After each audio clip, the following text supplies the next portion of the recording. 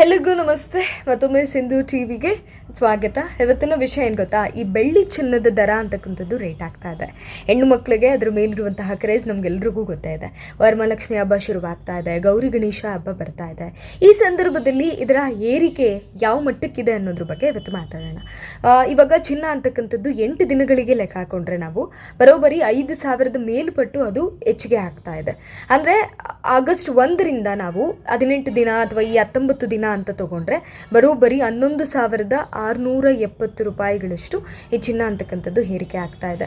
1.5 ಲಕ್ಷವನ್ನು ದಾಟಿದೆ ಆಲ್ರೆಡಿ. ಹಾಗಾದರೆ ಈ ಶುಭ ಸಮಾರಂಭಗಳಿಗೆ ಅಥವಾ ಈ ಹಬ್ಬ ಹರಿದಿನಗಳಿಗೆ ಯಾವ ರೀತಿ ನಾವು ಚಿನ್ನವನ್ನು ಕೊಂಡುಕೊಳ್ಳೋದಕ್ಕಾಗುತ್ತೆ?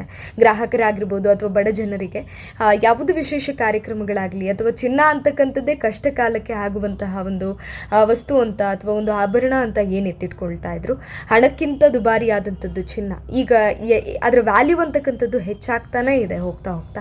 ಆದರೆ ಬೆಳ್ಳಿಯ ದರ ಆಗಲ್ಲ. ಇವಾಗ 2.50 ಏನಿದೆ ಅದೇ ಒಂದು ರೇಟ್ನಲ್ಲೇ ಅದು ಇರುವಂಥದ್ದು. ತಟಸ್ಥವಾಗಿ ಅದು ಉಳಿದ್ಬಿಟ್ಟಿದೆ.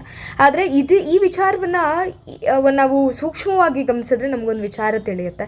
ಈಗ ಅಮೇರಿಕಾದ ಡಾಲರ್ಸ್ನ ಒಂದು ಮೌಲ್ಯನೂ ಸಹ ಕುಸಿತಾ ಇದೆ. ಈ ವಿಚಾರವಾಗಿ ಚಿನ್ನದ ಒಂದು ದರ ಅಂತಕ್ಕಂಥದ್ದು ಹೆಚ್ಚಾಗ್ತಾ ಇರುವಂಥದ್ದು, ಜೊತೆಗೆ ಕೊಂಡುಕೊಳ್ಳುವಂತಹ ಗ್ರಾಹಕರು ಸಹ ಮುಗಿಬೀಳ್ತಾ ಇರುವಂಥದ್ದು. ಇದು ನಾವು ಅರ್ಥ ಮಾಡಿಕೊಳ್ಬೇಕು. ಚಿನ್ನ ಅಂತಕ್ಕಂಥದ್ದು ಒಂದು ಜಾಗತಿಕ ಮಟ್ಟದ ಏರುಪೇರುಗಳಿಗೆ ಯಾವ ರೀತಿ ಕಾರಣ ಆಗುತ್ತೆ ಅನ್ನೋದು ಒಂದು ಕಡೆ ನೋಡೋದಾದರೆ, ಇನ್ನೊಂದು ಕಡೆ ಚಿನ್ನ ಅಂದರೆ ಯಾರಿಗೆ ತಾನೇ ಇಷ್ಟ ಆಗೋದಿಲ್ಲ. ಎಲ್ಲ ಸಮಾರಂಭಗಳು ಹತ್ತಿರ ಬಂತು, ಬಟ್ ಚಿನ್ನವನ್ನು ಕೊಂಡುಕೊಳ್ಳೋದಕ್ಕೆ ಗ್ರಾಹಕರಿಗೆ ಒಂದು ಸುಡುವಂತಹ ದರದಲ್ಲಿ ಅದು ಇರ್ತಾ ಇರುವಂಥದ್ದು. ಹಾಗಾದರೆ ಚಿನ್ನ ಯಾವ ರೇಟ್ನಲ್ಲಿದೆ ಇವತ್ತು?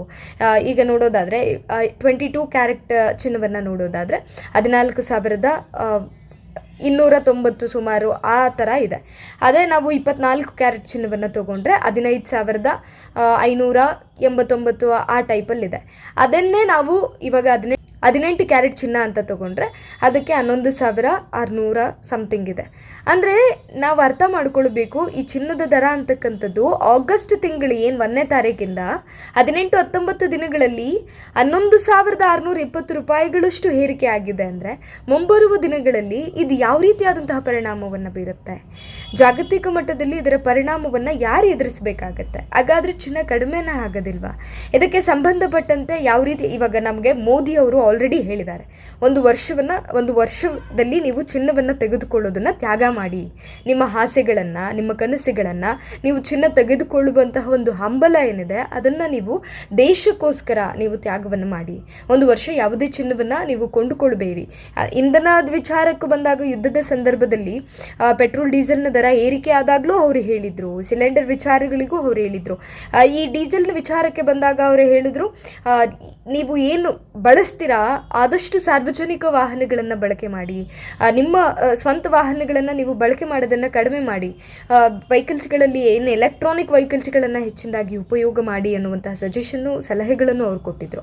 ಅದೇ ರೀತಿ ಒಂದು ವರ್ಷ ಚಿನ್ನವನ್ನು ಕೊಂಡುಕೊಳ್ಳಬೇಡಿ, ನಿಮ್ಮ ಎಲ್ಲ ಆಸೆಗಳನ್ನು ನೀವು ಒಂದು ಸ್ವಲ್ಪ ದೇಶಕ್ಕೋಸ್ಕರ ತ್ಯಾಗ ಮಾಡಿ ಅನ್ನುವಂತಹ ಮಾತುಗಳನ್ನು ಆಡಿದರು.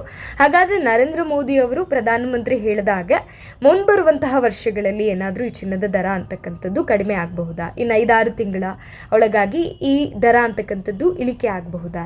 ಒಂದು ಕಡೆ ಡಾಲರ್ನ ಮೌಲ್ಯ ಅಂತಕ್ಕಂಥದ್ದು ಇಳಿಕೆ ಆಗ್ತಾ ಇದೆ. ಅಮೇರಿಕಾದ ಡಾಲರ್ ಮೌಲ್ಯ ಇಳಿಕೆ ಆಗ್ತಾ ಇರುವಂಥದ್ದಕ್ಕೆ ಏನು ಪರ್ಟಿಕ್ಯುಲರ್ ಕಾರಣ ಇರಬಹುದು? ಹಾಗಾಗಿ ಈ ಚಿನ್ನದ ದರ ಅಂತಕ್ಕಂಥದ್ದು ಏರಿಕೆಯಾಗಿ ಚಿನ್ನವನ್ನು ಕೊಂಡುಕೊಳ್ಳುವಂತಹ ಅಥವಾ ಚಿನ್ನದ ಮೇಲೆ ಹೂಡಿಕೆ ಮಾಡುವಂತಹ ಗ್ರಾಹಕರ ಸಂಖ್ಯೆ ಅತಿ ಆಗ್ತಾ ಇದೆಯಾ ಅನ್ನುವಂಥದ್ದು ಮತ್ತೊಂದು ಕಡೆ. ಏನೇ ಆಗಲಿ, ಬೆಳ್ಳಿ ಅಂತಕ್ಕಂಥದ್ದು ಹಾಗೆಯೇ ತಟಸ್ಥವಾಗಿ ಉಳಿದಿರುವಂಥದ್ದು. 2.5 ಲಕ್ಷ ಸುಮಾರಿಗೆ 10 ಗ್ರಾಮ್ಗೆ ನಾವು ಹಾಗೆ ಉಳಿಸ್ಕೊಂಡಿದ್ದೇವೆ. ಬಟ್ ಈ ಚಿನ್ನ ಅಂತಕ್ಕಂಥದ್ದು ತುಂಬ ಜಾಸ್ತಿ ಆಗ್ತಾ ಇದೆ. ಸೊ ಇದಕ್ಕೆಲ್ಲ ನಮಗೆ ಏನು ಮುಂದಿನ ಅಪ್ಡೇಟ್ಸ್ ಏನು ಸಿಗುತ್ತೆ ಅನ್ನೋದನ್ನು ಕಾದು ನೋಡಬೇಕಿದೆ. ಒಟ್ಟಿನಲ್ಲಿ ಗ್ರಾಹಕರು ಆಷಾಢ ಕಳಿತು, ಒಳ್ಳೆಯ ಶುಭ ಸಮಾರಂಭಗಳು, ಹಬ್ಬ ಹರಿದಿನಗಳು ಏನು ಮಾಡಬೇಕು ಅನ್ನುವಂಥದ್ದು ಗೊತ್ತಾಗ್ತಿಲ್ಲ. ಇನ್ನೊಂದು ವಿಶೇಷ ಮತ್ತೊಂದು ಕಡೆ ಏನು ನೆಟ್ಟಿಗರವಾದ ಅಂದರೆ, ಈ ಟೈಮಲ್ಲೇ ನಮಗೆ ಚಿನ್ನ ಕೊಂಡ್ಕೊಳ್ಬೇಕು ಅನ್ನುವಂತಹ ಒಂದು ಹಂಬಲ ಜಾಸ್ತಿ ಆಗುತ್ತೆ, ಆಸೆ ಜಾಸ್ತಿ ಆಗುತ್ತೆ. ಸೊ ಇದೆಲ್ಲದರ ನಡುವೆ ಯಾವ ರೀತಿಯಾದಂತಹ ಒಂದು ಅಪ್ಡೇಟ್ಸ್ಗಳು ಅಥವಾ ಮುಂದಿನ ಬೆಳವಣಿಗೆಗಳು ಏನಾಗುತ್ತೆ ಅನ್ನೋದನ್ನು ಕಾದು ನೋಡಬೇಕಾಗಿದೆ. ನಿಜವಾಗ್ಲೂ ಗ್ರಾಹಕರು ಇನ್ನೊಂದು ವರ್ಷ ವೆಯ್ಟ್ ಮಾಡಬೇಕಾಗಿ ಚಿನ್ನ ಇಳಿಕೆ ಆಗುತ್ತಾ ಗ್ಯಾರಂಟಿ ಅನ್ನೋದ್ರ ಬಗ್ಗೆನೂ ನಾವು ಆಲೋಚನೆ ಮಾಡಬೇಕಾಗತ್ತೆ. ಅದಕ್ಕೆ ಸಂಬಂಧಪಟ್ಟಂತಹ ವಿಚಾರಗಳಿಗೆ ನಾವು ಕಾಯಬೇಕಾಗುತ್ತೆ. ಮತ್ತಷ್ಟು ವಿಚಾರಗಳ ಮುಂದೆ ನಿಮ್ಮ ಬಂದು ನಾನು ಬರ್ತೇನೆ. ಅಲ್ಲಿವರೆಗೂ ನೋಡ್ತಾ ಇರಿ ಸಿಂಧು ಟಿವಿ.